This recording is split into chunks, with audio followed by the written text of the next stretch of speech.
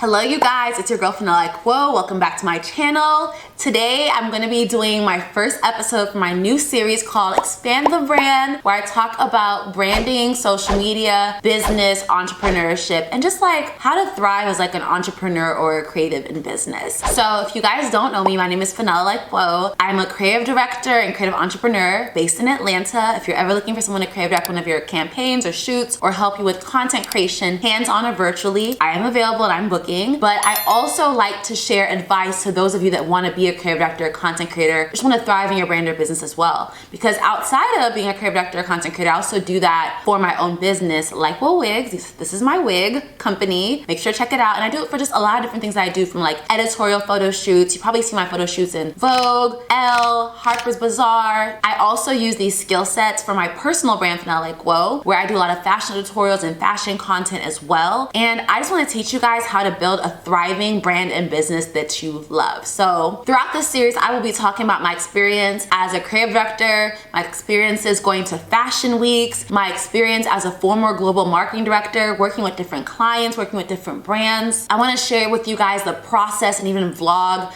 like my creative process with clients when I work with them or when I creative direct shoots or campaigns. I also want to share with you guys just administrative and organizational tips. And I'm also going to be having people come on this series as well that might be, you know, more well-versed in like finance or organization or business administration, because I really want to make sure you guys learn. And although I do know a lot, I do know some people that they know even more than me about certain things. So just if you're someone who's like looking to really expand your brand, watch this series, share it with your friends. This is not going to be like blah, blah, blah information. It's going to be like good information. It's going to be so good that y'all can be like, I should be charging for it. It's going to be really good information. Like I'm going to really try to pour into you guys. I don't believe that people really make bad decisions in business. I feel like every decision is something that you're just learning through. But I do want, if I can help people to avoid the bad decisions that I've made and, you know, learn what I've learned over the years and learn it in like a day, why not? I just want to help you guys learn everything that I've learned over the last like a lot of years of doing all of this like creative and entrepreneurial things. So let's get into my entrepreneurial testimony. This is really going to document what God did for me like in 1 year and how I went from like working a job that I hated. Actually, I liked, but they treated me bad, so I didn't like it, to now being a full-time entrepreneur and like living in like my dream apartment and just like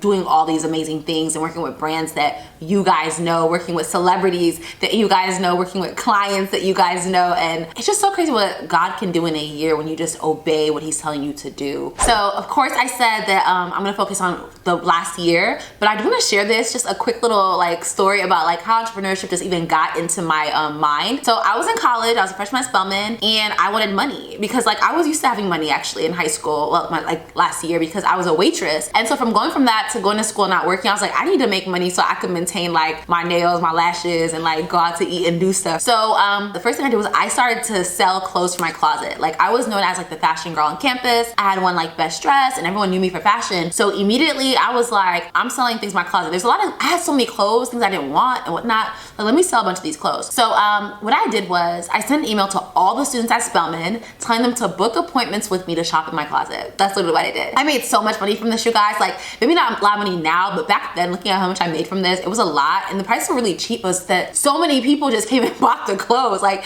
so many people, like I let them try it on. I just made it like a little cute like experience like in my dorm. And mind you, I had 2 other roommates at the time that I did this, and I don't think they cared, but if y'all cared, let me know now. I don't think they cared. Amber, Alexis, I don't think y'all cared that I did it. They just thought I was like, I would do whatever I wanted anyway.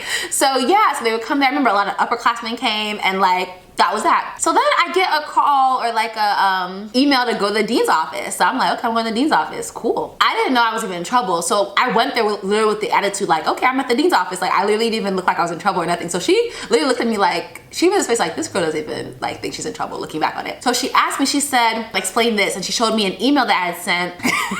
Okay, so now this is the part where it may have not been the best marketing. I had sent an email to all the students at Spelman, and the title was free pizza. It wasn't free pizza, it was to come shop my closet. So okay, I don't recommend doing stuff like that. But this was like in 2011, so it's like whatever, and I was like young, so whatever. Long story short, she was like, I'm not really concerned about it saying like free pizza. She's like, I'm just concerned about like, how did you like hack into our system and send an email to all the students. I'm looking at her like, hack? And I said, all I did was you guys sent us, all the students, an email, and I just looked at who you emailed it to and copied and pasted the email. So they have this email. So we all had like individual emails at Spelman, but there was this other email that we had that was like class of this, class of that for each class. So when they would send emails to the classes, they would use that email to send us emails. And I guess one day they didn't like, I guess, BCC it, they just CC'd it. So I saw the emails. So I took that, I made an email saying, come shop my closet. I wrote free pizza, and I got so many people to come. I did have like one person write me like, stop writing it. We all know you're selling your closet. But to be honest, no one else really like cared except for like that one person, because I was booked and busy. So when I told her this, that you know, I didn't hack into the system, I just copied and pasted what y'all didn't hide, she was like, oh. So then she showed me that we're not allowed to do that. But you know what she told me? She said, I'm not gonna reprimand you or nothing. She said, you know, I just warned you. She said, but I do think that you have an entrepreneurial spirit. She said, I think you should try selling at Market Friday. So Market Friday was like a place where different vendors sold different things to those of us that were at Spelman. And I asked her, I said, oh, students are allowed to sell at Market Friday? She said, yeah. And I kid you not, like none of us knew that. Like I never knew that. I was literally one of the first students in my class to sell at Market Friday. I think I was the first student because none of us knew that. And so when I found that out, I did it, but I had nothing to sell because I had sold all the clothes. So I was like, I need to make something to sell. I didn't know what to do. So I saw that my like big sister figure, her name is Marilyn Kamara, rest in peace Marilyn, because she impacted my life so much. And I saw that she was making jewelry and like selling jewelry. So I asked her how she does it. She told me how she does it. She did not hide nothing from me. I told her that I wanted to sell jewelry too, just like what she was doing. And I literally made a bunch of jewelry. I sold it. And y'all, I made so much money. Like looking back, like I was really making a lot of money, right, doing this stuff. So I had Morehouse Brothers, and what they were doing was they were telling the Spelman sisters to come buy the stuff. And I made so much money. I was like, I'm making more money than I was making as a waitress in downtown Silver Spring at Red Lobster, like just being here for like 5 hours. So then what happened was I posted a picture of me on Facebook, like, you know, buy my table at Market Friday. And my friends and people who followed me on social media from all over the US were like, hey, can you like make a store we want to buy? So then I made an online store. I just Googled how to make an online store, and I was using Big Cartel. Oh my gosh, y'all remember Big Cartel? I used Big Cartel to sell the jewelry. That was kind of like the first bit of me doing entrepreneurship. And there's so much more I could say, but I just wanted to give you guys that background because you never know how like things that you do when you're younger, like how they're really gonna like influence the rest of your life. And I will say this, a lot of the things that people are called to do, if you look back in your life, specifically like your childhood or specifically like moments where you were like learning or finding yourself, usually there's something there that will show you what you're called to do. But sometimes we fight it because we might get backlash or this or that. But yeah, y'all, like that's the story. I just wanted to share that to encourage you guys, just share it. It's just like a funny story I always think about. And that's why I'm so grateful I went to Spelman. I feel like if I didn't go to Spelman, I don't think I'd be where I am now, like at all. I've learned so much just from going there, and I recommend everybody to go there. Shameless plug, go to Spelman, apply. It's a great school. Okay, so let's get into my 1 year of entrepreneurship. So long story short, I graduated from college. I didn't know what I was gonna do. I did all these different freelance gigs and whatnot. I eventually got like a job in Atlanta, but I realized that I wanted to work in marketing and I wanted to make more money. So long story short, I moved to New York, and after struggling to find a job, I got a job, but it was COVID, so I got furloughed. I literally had like the perfect job in New York, you guys. Like imagine having like the perfect job. I had the perfect job. So just to let you know, we're fast forwarding like years after this whole Spelman thing. This is like 6 years after that whole thing. I'm in New York now, and I get furloughed from my job. I literally have to leave New York. And then when I come back, I'm like, you know what? Let me apply for some really good jobs. I had all these back-to-back bad job experiences. People either lie or should be bad, whatever. So I've been a global marketing director twice. The story is really crazy about the amount of jobs I switched to, but I was literally a global marketing director twice in 1 year. And I know people will be like, girl, like maybe it was you, but no, like I have like I remember I have a friend that she has like a brand about like black girls in corporate, and literally she heard the way one of my bosses talked to me. She's like, that's how they talk to you? And she's like, you need to stop. So I stopped that job. I got another job, and then they lied to me about health insurance.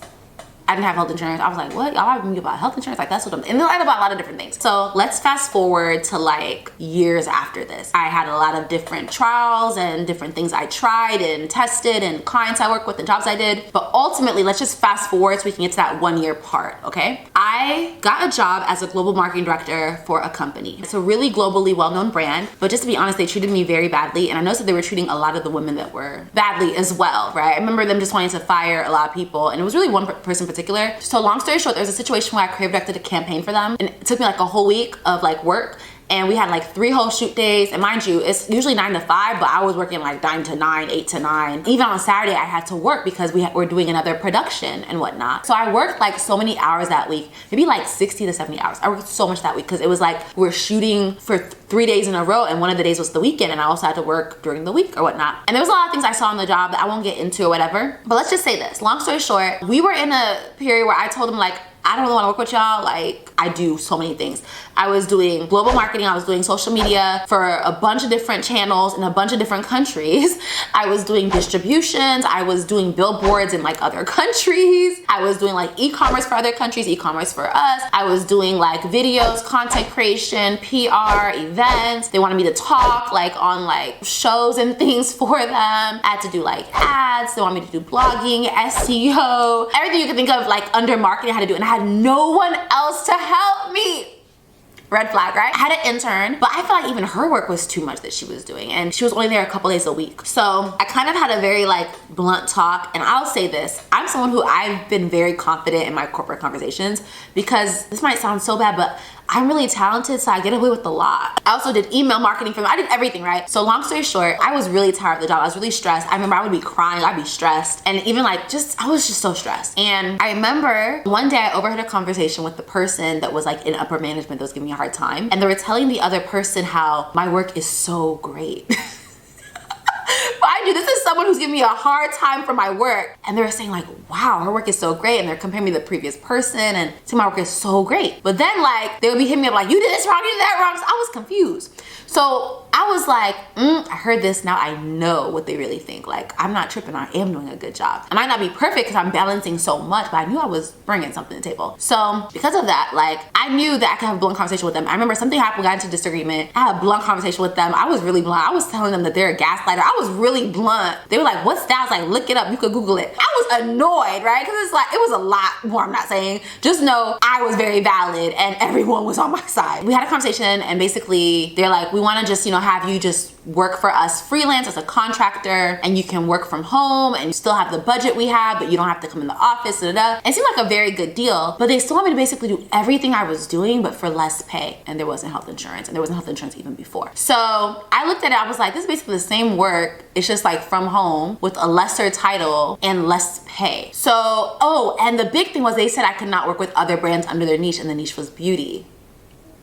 Y'all, beauty is like literally my favorite niche to work with. And they were telling me things like, you'll never be this. And it was just so rude. And so I just pulled out the card. I was like, interesting that you say all these things about my work, but you still want to work with me. And also, I overheard you talking to so-and-so, and the other person was right there, about how amazing what I do with this and that is. They literally like kind of like turned red. And if they could turn red, they turned red. They literally were like too stunned to speak. And so I told them this, I said, let me tell you this. I said, you're not gonna get someone that's good at like distributions and like marketing and content in one person. Because they kept trying to use my age against me, although we're like around the same age. If you get someone who's older, they're gonna be good at distributions, but they're not gonna be good at content. The brand is not gonna look pretty. If you get someone who's younger, they're gonna be able to make the brand look beautiful, but they're not gonna deal with distributions. And I told them they're not gonna want to deal with the way you treat them, just being honest. And I said, you could have someone do both, but one thing will be lackluster. And that was the truth. It's funny because they followed my advice. Look, they did follow my advice once I left. Okay, so that's that. So we were in that negotiation process, and there was still like, I still had to do this whole campaign. I was still working as a director. So it was about my last week, and I worked like basically 6 days that week. I directed this campaign. It took 3 days to do. I was working on the weekends. I worked maybe like 60 to 70 hours. I worked a lot on this. I had like models, I did contracts, I was ordering food, I was booking studios, and I was still doing all my other work as a director as well.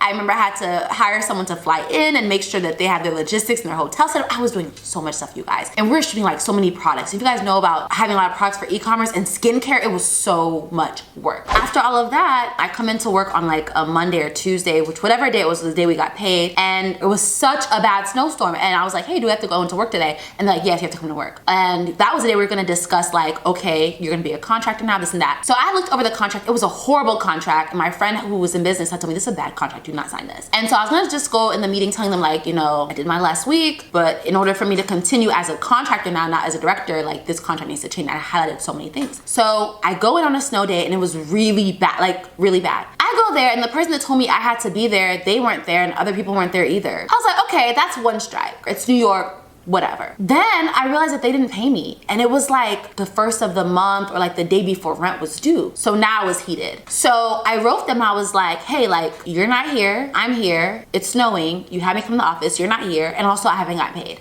They're like, oh, we'll discuss pay once I come. I said, what's there to discuss? I need to get paid. I said, if anything, I should get paid overtime. I'm not even asking you for that. They wanted to like cut my pay for the previous week that I was working as a director and change it, even though I had worked more hours than I had ever worked. They were just trying to finesse me all the way. And I was just like, no, it won't work. So I literally left. And the bad thing was the project I had just worked on, we spent so much money on it, there were still things that needed to be done with it that only I knew how to do. And long story short, it was that day that I literally had like a whole mind shift of my value and everything. I was walking to the train station, I was walking in the subway, and at that time I was like, am I gonna stay in New York? Am I gonna leave? You know, my job was acting up and I wanted to get my own apartment. To get your own apartment in New York, you need a job that's gonna prove income. So right there, I'm just contemplating, I'm literally like, God, like, I'm so confused, what do I do? Like, they're treating me badly. I feel like this is not what you have for me. I deserve better. So I remember I was just thinking, I'm like, I really wanna be an entrepreneur, but I wanna live in New York and I wanna make money and this and that, like, what should I do? So I get a call from my aunt, who's a believer, and she's like, hey, Fennell, how are you? I just felt like checking on you. I was like, I just felt like, honestly, I was like, Auntie, I'm not good. And I told her everything that was happening. She said, you know what? She said, you're really called to be an entrepreneur. She said, as long as you keep trying to work in corporate, you're just never gonna feel satisfied, never be happy, because your calling is really to be an entrepreneur. And for an African like auntie to say this, African auntie who like went to college, who knows I went to Spelman, who values education,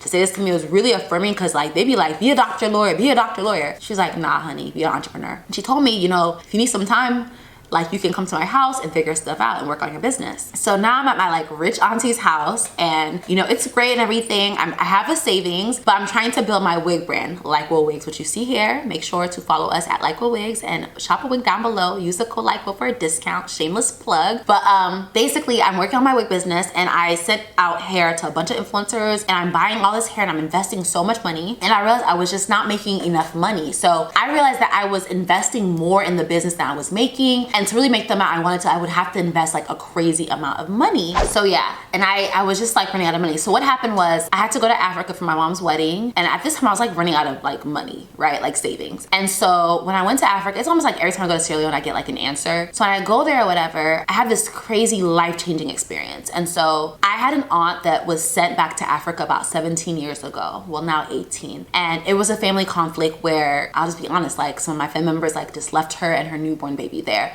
That's a whole other story for another day. But it had always been a goal of mine to bring her daughter back here and whatnot. When I went though, I told her I was gonna see her and see her daughter, but I kept like pushing it off, forgetting. So finally, remember I was with my aunt and my uncle. They were in Sierra Leone too for my mom's wedding, and I decided to, you know, I went to go say bye to them because they were leaving before me to come back to America, and I was staying. I didn't want to say bye to them, but I thought it was the right thing to do. But I was just like, man, like, I don't really want to say bye to them. I'm gonna see them in America. Like I was really busy that day. I just wanted to, you know, chill. I just kept feeling like in my spirit that I need to go say bye to my aunt and uncle. And I was so confused about it, because I was like, why do I really need to go say bye to them, like physically, when I'm gonna go see them? And I was like, okay. So I was like, let me go to my aunt's house where they were staying at to go say bye to them. So I go there and they had just left. And then I was feeling like an even more like urgency to go say bye to them. And I'm like, it's like a gut stomach feeling, like my stomach, my heart was just like pounding to go say bye to them. So I'm thinking, okay, maybe if I don't go say bye to them, they're gonna be offended or whatnot. But it was really because my aunt told me, like, if you can't say this, it's fine, you know? So somebody told me to go see them, go see them, go see them, go see them. So I'm like, but they're not even here. I came all the way here, they're not even here, they already left. I literally said to God, if you want me to go see them, then just give me a ride, because I'm about to take no like keke there. Like I'm like a public, you know, like a streetcar. I'm about to like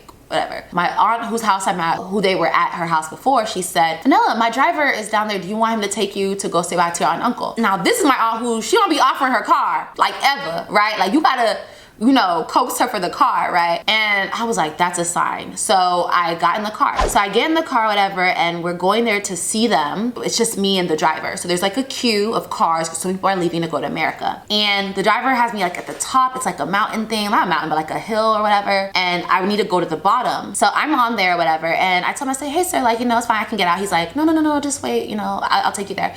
I said, no sir, it's really okay. Like I can just go now. He said, no, let me take you there. I said, sir, this queue is long. Like I don't want you to have to wait. Let me just like, you know, go down. This man says to me, I must take you down there. Oh my gosh. So we wait. He drives me down there. As soon as I open the door, my aunt, who I have not seen for 17 years, is standing right in front of me. Guys, the minute I opened my mouth trying to say her name, I fainted.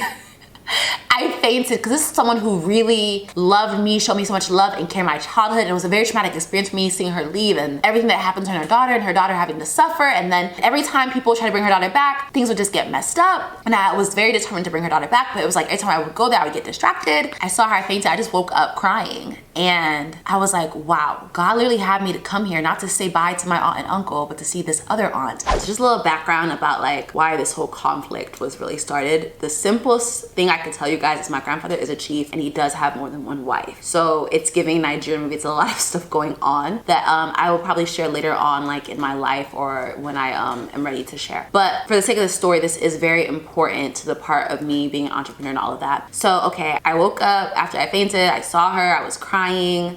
This story just needs to be on its own.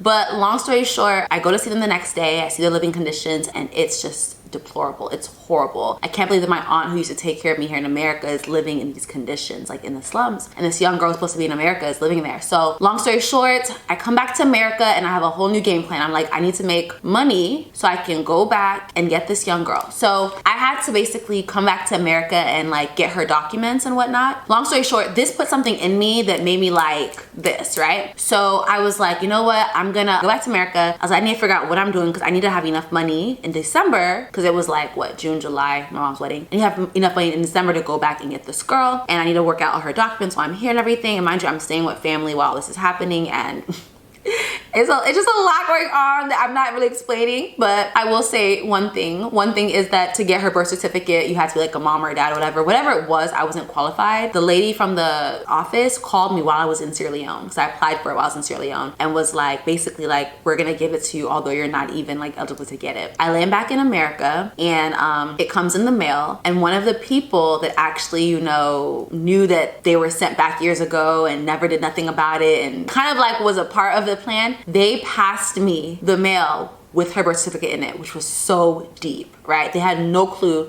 The document they were passing me when I came back to America, that like first day or whatever, was this young girl's documents, and I had met the girl and I was working on bringing her back and all of that. When I came back, I quickly realized, okay, like Will Wigs, I'm investing so much in it, let me pivot. And I was like, okay, I wanna test out different things. So I got an internship with a woman who does like marketing, kind of like runs it a little bit like as an agency. I also had a client I was working with, so I was testing out client work as well. And then I also, well, before I get to the other thing I did, one of my friends was like, are you sure you want to like, you know, be an intern? Because I was a global marketing director before, and I was like, I knew that God wanted me to work under this woman tutelage to learn from her. So I had that. After I learned a little bit from her, I got my own client and tested that out too while I was doing the internship. So I had a client and an internship. And then on top of that, I got a tech job. So I was doing all three of these things. I was making a lot of money and I was just stacking up while living with my aunt. Although I was helping like with little things here and there in the household, I wasn't paying like nearly as much as I was paying in New York or nothing. I wasn't paying like rent. I was just helping with things that I could in the house. So long story short, I was able to like save a lot of money and whatnot. So it comes now to bring her back and like to go back and get her. And the person I was working on this with, they suggested that their friend is going to Sierra Leone. Their friend can take the documents and just bring the girl back so that she could come back sooner. So I give them the document. Y'all, the friend literally goes to Sierra Leone and forgets the document. So now we're like, okay, like now we gotta go because we have no one else going that would do this. I was kind of debating it because I had a tech job and I was like, how am I gonna tell my tech job that I'm going to Africa? Because the thing was with immigration, although she's a citizen, I had to prove it was her and all this other stuff I had to go through. It could take a while to really do this whole process. So the person who I was working on bringing my cousin back with, they were kind of like, you know what, like don't worry about it, you don't have to go, like I'm gonna go later on or whatever. But I kept feeling this like urgency to go get her. The same urgency I felt to go to send off my aunt and uncle, and I ended up seeing my cousin's mom and then seeing my cousin who had been stuck there. The same urgency I felt to go get this young girl. So, but I was like, how am I gonna work this out with my job and then all this stuff? I just remember feeling like the Lord was telling me like, Vanilla, like this girl's been there for so long and like it's you that I've assigned to go get her back. And the Lord was showing me this image of when I was younger and they were sending them back. I had told my aunt while baby was in her hand, I told her, don't worry auntie, I will come back and get you. So that thing, it just made me feel like I had to go get her. And God was telling me like, this is so deep. God was really showing me before this even happened that you are the one like that needs to go get her. Like if anyone else tries to, it won't work. Because years before, the Lord had shown me all the spiritual things behind her being stuck there. And I know I'm explaining a lot of this, but it really has to do with my entrepreneur journey. So I'm debating it. So I go to a drive-in movie to watch King Richard with my friend, and just the whole like movie and just seeing what Venus and Serena went through and having to like go for their dreams, God really spoke to me, and God was speaking to me like, Vanilla, I've called you to be an entrepreneur. You're scared because you tried before and it didn't work out the way you thought it would. And God was like, I'm also calling you to do all these other things. And he also showed me like, you need to go get that girl. Like God showed me that step one for your entrepreneurial journey is to go get that young girl. And it like doesn't seem connected, but that's what like God told me. He's like, go get that young girl. Don't worry about nothing else. The Lord told me like, literally, I heard the Lord say, quit your tech job, right? And go get that young girl. And at that time, I had like kind of stopped working with my clients, and then the internship was over, so I just had the tech job. And I hated this job. And then you know what's funny? I kept making typos at work, which was really weird because I'm usually not like that. And so I was just like, oh my gosh, I was bawling like a baby. I was crying like that ugly cry. I was like, because it was like God was speaking to me, like calling my purpose, and he was telling me this stuff. He's like, I need you to quit your tech job and go get that young girl. And those are the only steps that God really gave me. And then he's like, okay, I'm gonna give you everything else after. And I'm like, whoa. So I'm overwhelmed. He showed me like what I'm called to do and all that, but he's only showed me like those two main steps to take. I was like, God, I need confirmation. So the next day, one of my friends sends me a voice note, and she basically like, yeah, I don't know how you're gonna take this, you know, but I really have to say this. It's from my spirit. She said, the other day, like when you told me you work a tech job, like I'm happy for you. She said, but I just really feel like you're called to be an entrepreneur. I see you doing X, Y, and Z. And she says the exact same thing the Lord was speaking to me when I was weeping during King Richard and stuff. And I was like, what? And I was like that's bold for her to tell me, because I'm making a lot of money. I was like, okay, God, I need to confirm it again. So I asked one of my other friends who like, we were like, this is like my like closest friend. And I was like, okay, God, like if my other friend says that they think this is okay, then I'll know it's you. And this is a friend who I thought that if I told them I wanted to be an entrepreneur, I thought that they would think that I'm being like lazy and just doing whatever and blah, blah, blah, and just floating and blah, and serious and lazy. And so I told her, I said, yeah, you know, I'm thinking about, you know, being an entrepreneur and quitting my tech job. And I was like, what do you think? And they said this. This is my friend who I thought they would be like, what are you thinking? That's stupid. They said, yeah, I never really knew why you worked anyways. Every time I see you working a tech job, I'm just like, why isn't this girl an entrepreneur doing X, Y, and Z? And they said the same thing the Lord was speaking to me. So I was like, you won't think I'm this or that. They're like, no, I think you need to just do it. And I told them everything. They're like, I feel like you need to do that. So then I'm like, I need more confirmation. Of course, I've gotten like 3 confirmations already. And I'm like, I need more confirmation. Y'all, I set up a meeting with my like supervisor just to go over like things that can improve, things that we're doing well, whatever. And she immediately tells me like, hey, we decided to let you go. This is all back to back. So we watched the movie like, let's say like a Sunday. My friend voices notes me like a Monday. I talk to my other friend on Monday, and then like Monday or Tuesday I get like let go from my, you know, job. And the crazy thing was they gave me like severance. So I had enough money to kind of like still go to Africa and whatnot, which was great. And I had money saved up. So I was like, you know what? I'm just gonna go to Africa as long as I need to bring this girl back. I didn't know how long I need to be there, whatever. I go to Africa. Not only do I go to Sierra Leone, but after some time, I get an apartment. The Lord literally spoke to me, go get an apartment and have this young girl be there with you. The apartment was right next to the embassy, and it just all worked out perfectly. And I can go into all that later, but basically it was just like perfect timing for everything. I did not lacketh nothing. I had money the whole time I was there. And I also signed my like first clients while I was in Sierra Leone. So I decided to just start doing like digital marketing and eventually like build it into an agency and whatnot. And I signed my first clients when I was in Sierra Leone. I just literally reached back to people that had wanted to work with me before, but I was like debating working with them and what I want to do. And I literally signed like 2 clients when I was there. We were able to get her passport after being stuck in Turkey for like 4 or 5 days. All these different things happening. We were stuck in a military coup in Burkina Faso. We're stuck in a snowstorm. They wouldn't let us through immigration. We had to sleep in the airport. We had so many setbacks. They lost like all of my luggage. I literally was like, this is a distraction. I know that this young girl and I need to get to America. This is important to me. I just feel like sharing this because I feel like this will help somebody. I started realizing that there was like spiritual things like fighting us bringing this young girl. And that's why the Lord probably wanted me to go help, because I had experienced similar things when I was like younger, and I kind of understood like what was going on. Not only me, but a few other people that I know that I was close to that knew what we were trying to do. They were all having like either like dreams or seeing certain things that needed to like be broken in the spirit. So one of my cousins sent me a sermon about breaking like demonic covenants and altars. I'm gonna try to link it down below. It's from Apostle Dominic Osei from Kingdom Tabernacle. And y'all, when I say Kingdom Tabernacle has changed my life, like just their teachings and all that, like I watch them virtually, and I attend a church in Atlanta that changed my life too. So I watched this sermon, and Apostle Dominic talks about how altars are an agreement between the spiritual realm and the natural realm, and altars are a place where, you know, the spiritual realm and natural realm meet to make decisions, and how altars basically speak against people. So like if an altar is made in something, every time I try to do something, it won't work, or this or that. And I had literally seen, like, before even watching this, before my cousin even sent this to me, I said I saw something like something is holding this scroll here. So that's why we've been stuck for like 4 or 5 days, and all these things keep happening. We were literally like the last ones to come back. And it really hit me that this was spiritual when the guys that were behind us, right, were able to go on the plane, but we were not. And when I called the guy, he was like, yo, like, y'all not able to get through? I was like, we're not able to get through. Like, what's going on? He said, this is wickedness. And immediately I knew it was spiritual warfare. So I watched the sermon, all that. He does the teaching about, you know, you have to basically break the demonic altar through the blood of Jesus, break the covenants, renounce things, and then establish a godly covenant altar. I was already really, really hungry. And now is when weird things start happening with my money. It's just a lot of weird things happening. Imagine you're already hungry, then you go on a fast. Like, usually I'd be well fed before I go on a fast. I was already hungry and I went on a fast. I went in that bathroom in Turkey and I prayed like an African. I prayed and the Lord highlighted to me about like 8 of us. The Lord highlighted to me a couple of people to fast. Y'all, I fasted. The minute I broke that fast, we were able to finally come to America. So we come to America now, and the Lord spoke to me the next steps now. So he told me to, you know, quit my job, go to Africa, get this young girl. Okay, now I come to America, and mind you, I was supposed to be in America on Monday. I ended up getting there on a Friday, and the Lord speaks to me now, yeah, so I want you to go get your own apartment.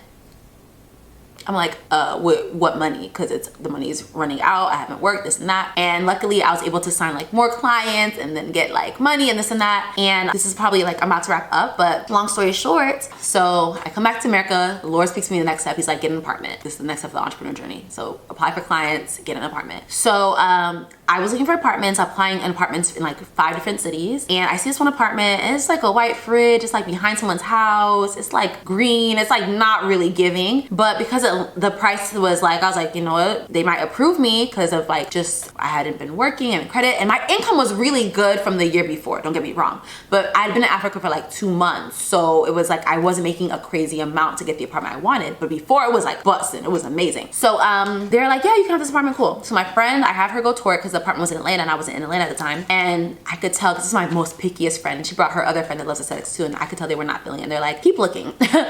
And so they're trying to charge me about like a certain amount of money, right? And I was like, this is not worth this place. Like, it's not even like, I don't even have a real like address to this place. There's a lot of weird things. Crazy thing that happens is the next day I'm watching this show. It's a show, like a real estate show or whatever. And basically this lady is showing this guy a beautiful apartment in Atlanta, and the view is amazing. And immediately I think, wow, God, I would love to live in an apartment like that. But it's condos. And I'm like, oh, I'm not ready to own. Like, I don't have this together. I don't have that together. The next day, the Holy Spirit wakes me up and is like, go on Zillow. I go on Zillow. Apply this first apartment. I apply. Look, the photos, the apartment's beautiful. And I'm like, okay, this apartment's nice. So I send in all my stuff, and they write me and say, hey, if you want the apartment, it's yours. And I say, hey, can you send me like more pictures, more images, more stuff? They send me more stuff, and I realized that the apartment that I applied to, the Lord woke me up to apply to, is the same apartment that I saw the day before on the TV show where I said, God, I would love to live in that apartment, but I'm not ready to like buy an apartment yet. I got approved, and guess what? This apartment is actually the same price, in fact, even better than the other apartment. There was another apartment I was about to sign a lease for, and the Holy Spirit told me not to sign a lease for that apartment either. This apartment was the same price, even like more affordable than the other 2 apartments, and it was the exact apartment that I had told the Lord I would love to live in that apartment if only I could. And the next day, the Lord woke me up and I applied for it. It was the first apartment on Zillow, and I was the first one to apply for it. And the view, I'm in that apartment right now, y'all. The view is insane, okay? I love the view. And my friends toured it, and they said the apartment, they loved it, right? And they told me this. They said, Fenella, if you don't take that apartment, we're gonna take that apartment.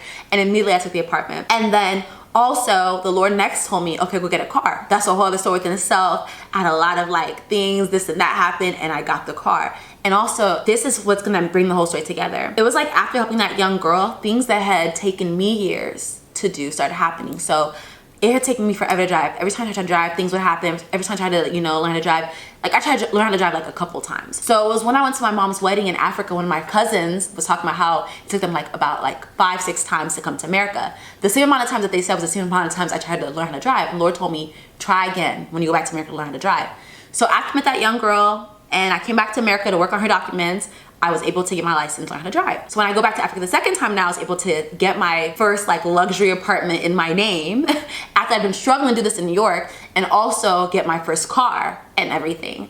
And I was able to also start my business and work with clients, and I'm a full-time entrepreneur now for, it's been about like a year and like 6 months now, and I've literally been living like by faith. I've worked with like clients and brands that you guys know. I've worked with celebrities that you guys know. I'm not gonna name drop, but trust me, when I say these names, people are like, whoa. I work with some of the most amazingest clients, and I just say this story to say like, it's so important to be obedient to what you feel like God's telling you to do as an entrepreneur, because these steps all led me to where I am now.